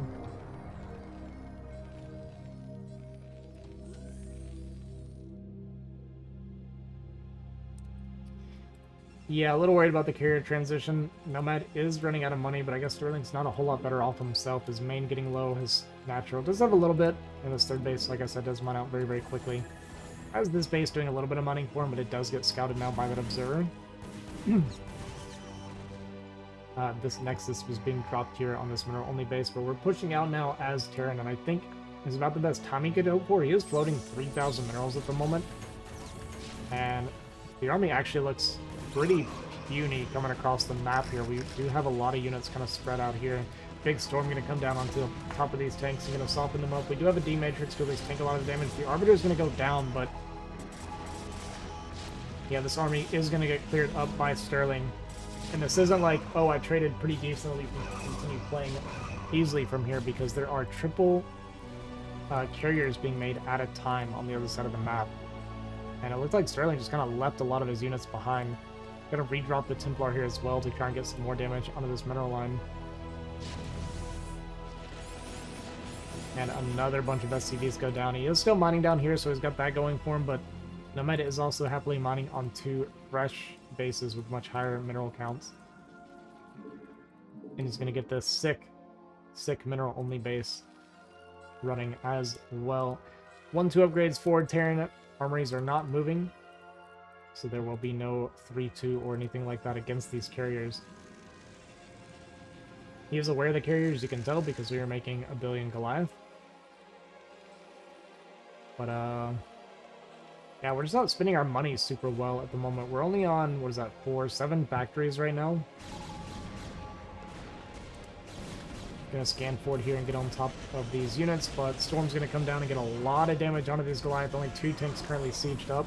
Gonna push this back a little bit. I mean, Sterling does have okay supply. If his money was spent, I would actually like his position overall. But the carrier count is starting to build up. We're at 5 carriers right now, with carrier 6, 7, and 8 in production. We have the drop here to disrupt the mining here as well from Sterling. And, you know, this mineral-only base is also going to get denied. And I think he's just going to run out of steam, unfortunately, before this game can continue on. We did mine this out and get access to this backside, so it is going to be very easy to deny this mining if we want as Sterling. Gonna come up here and kind of catch this little army here, but this base going down and all these SCVs dying, very painful for Sterling. This is the vessel there as well. Like I said, CC got denied, and we're just gonna be hurting for money. This is the main issue right now for Sterling. His main's mining up right now. He's got his natural is the only thing left with just a little bit of money left over. Is gonna deny this space, which is nice, but we have our 5 carriers coming across the map now. And these storms can easily soften up these Goliath. There's only 1 storm right now, but we're just a little bit of energy off having 2 more. And we'll see how we can do with these Goliath against these carriers. It is only 5, so it's not that scary count yet, but it does take a lot of kind of management of your Goliath to fight against these interceptors. 9 this space is good. I like it a lot if we're able to continue mining. We are going to shift this command center over, which is nice. I think you're right. We only have 4 interceptors on our highest interceptor count. I think we have forgotten the interceptor upgrade. We're going up to 8 carriers now. Or sorry, 11. So we have 8 out on the map, but we have up to 11 on the way. Yeah, what's up, Razway? So Nomad on 1 base mining. We're gonna get this base kind of mining here awkwardly. But we're really going to need another base for Sterling. I don't think he can even really defend this very easily. He's actually going to attack into the main. I don't really know why, but if we're keeping the carriers back, then it's good either way. And there's no storm here, actually, so this is kind of the best angle he can fight, ironically, because there's a bunch of storms up here, which would make it a lot more painful to push into. And yeah, so we do have +3 on the way here for the mech. And we still don't have the interceptor upgrade for our carriers, so they are literally at half power from what they can be.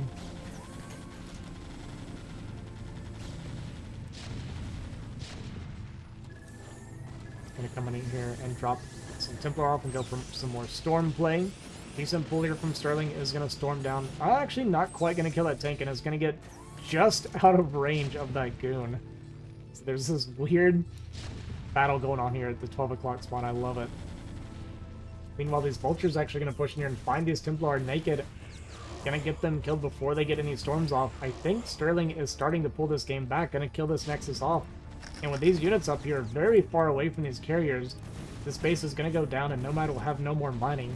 So we're going to go for kind of a last-ditch effort counterattack here. As Nomad.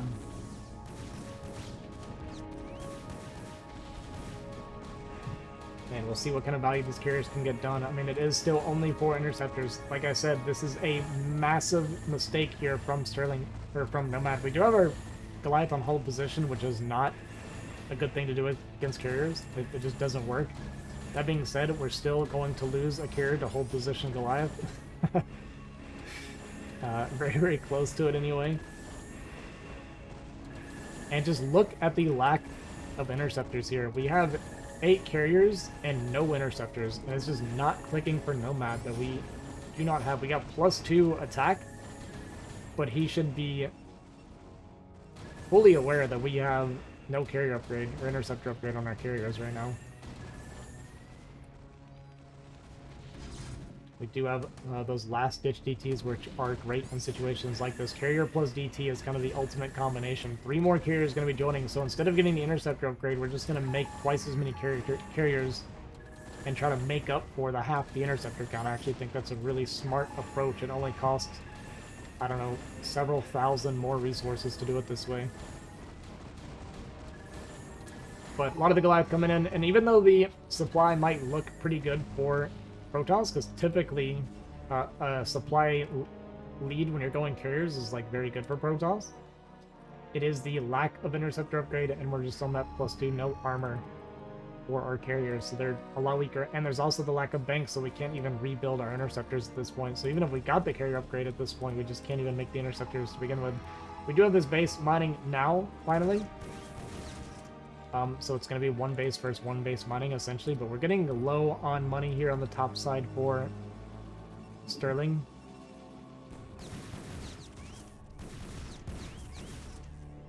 And going to be able to get out a bunch of this ground army. I like waiting for the observer to make sure we don't take any additional losses. We still... we're probably just not going to get it at this point. I think canceling this carrier, getting the upgrade, making more interceptors would be more than ideal, but somehow Nomad just not realizing that he does not have as many interceptors as he should.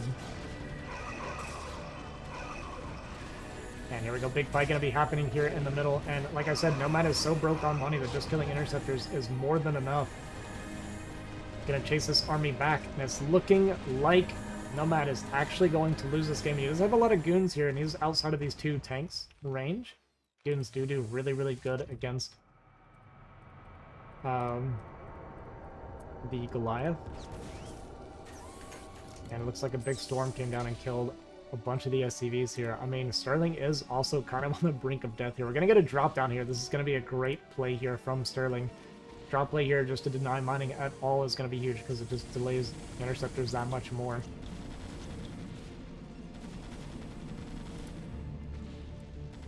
And this game is becoming an absolute scrap right now. And we did get the interceptor upgrade, guys. It has been done. We flew into these 4 Goliath and somehow lost a carrier. Not great. Not ideal. Does see with an observer, though, this base over here. So going to fly over here and clear this set of Goliath and CC. Nomad literally has 0 minerals right now.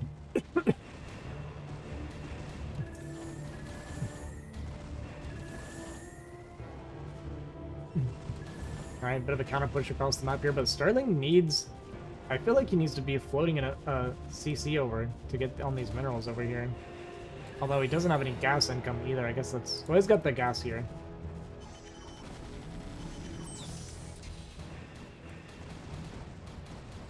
Alright, CC gonna go down. We are pushing into the main up here, but it doesn't really do a whole lot for us at this stage of the game. And this game is actually really close, gonna be honest with you. We have a Templar with 2 storms as well. We're coming up this ramp, and I don't think this is a very good play from Sterling coming up the ramp like this. There are a lot of carriers, and we do have that interceptor count built up now, so I actually think Protoss has come back and won this game. Gonna try to jump on top of the carriers, but not quite gonna get the kill. Those units are gonna get cleared up, and there's just not a lot here for Sterling. We're trying to retake this 12 o'clock base. And Protoss starting to gain that supply lead now. We do have a decent number of Goliath here at home. We have a Wraith down here at the bottom killing probes. We are scrapping, boys.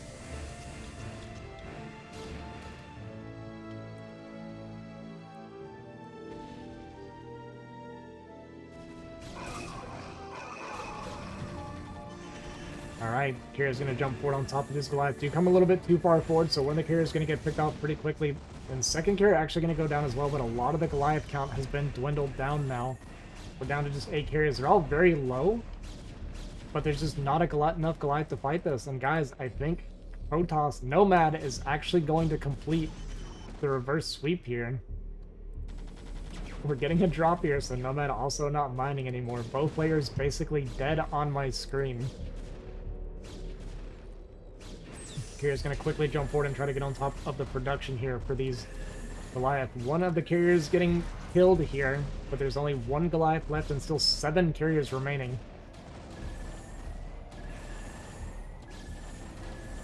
Another carrier is going to go down, but we just don't have enough income to continue pumping Goliath what we need to. There are a decent number of Goliath queued up right now. They're actually going to pop out. We got to try to find the weak ones. Looks like the top one pretty weak, this one kind of hidden down here, so it's really going to come down to a lot of the carrier micro here. I mean, even loading up these 4 Goliath and bringing them back would be a huge play at this point. Like, not even trolling. Every Goliath you can get, very important. Looks like another carrier did go down, so we're down to just 5 carriers. And we are mining and making Goliath, whereas there's no real growth here from Nomad, no replacing anything.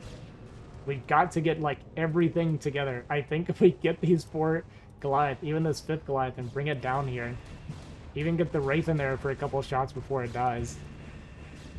But that being said, okay, he does actually notice, so he loads up 3 of his Goliath to bring them back with the Wraith.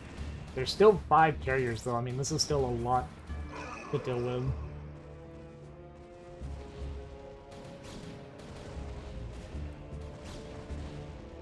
Alright, so 6 Goliath and a Wraith come out here. Is he going to be able to pick this off? Good carrier micro here from Nomad, actually.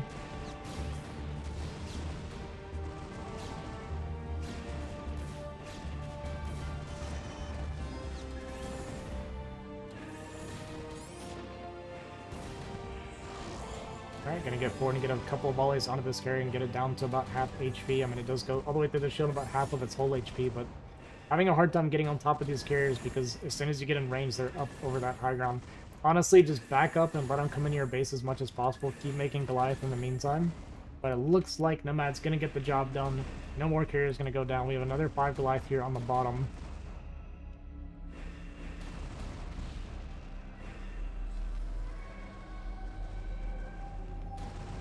Has another Goliath here at the top. One more down here at the bottom, but I think our dropship died, so we can't really get that one out anymore. Alright, 6 Goliath are out. He's actually going to catch the carriers in a decent spot, too. Unfortunately, we kind of missed our first volley, but we can run these down and kill at least one of the carriers here. And kind of messing up our micro a little bit. We do get the one carrier. He's flying into turrets now. We kind of got him cornered. Another carrier goes down. We're down to 3 carriers. Another one. We're down to 2. Is Sterling going to pull it off? We're out of armories, though, so we actually can't, even though we got money, we can't make any more Goliath, but the last carrier goes down. And oh my god, GG is gonna be called. And Sterling wins this series. That's crazy.